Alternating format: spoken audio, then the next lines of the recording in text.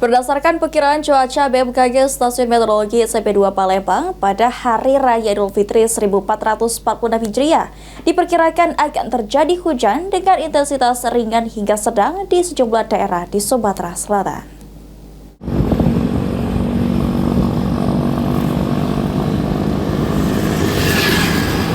Berdasarkan pergerakan atmosfer dan pantauan cuaca, pada momen Hari Raya Idul Fitri 1446 Hijriah, Badan Meteorologi, Klimatologi, dan Geofisika Stasiun Meteorologi Sultan Mahmud Badarudin II Palembang memperkirakan akan terjadi hujan dengan intensitas ringan hingga sedang pada siang hingga sore hari. Sinto Adayani, Kepala Unit Data dan Informasi BMKG SMP2 Palembang mengatakan, ada beberapa daerah di Sumatera Selatan yang harus diwaspadai dengan kemungkinan terjadinya hujan, yaitu di daerah utara dan timur Sumatera Selatan, seperti Kabupaten Musi Banyuasin, Ogan Ilir, Ogan Komering Ilir, Ogan Komering Ulu Timur, dan Kota Palembang.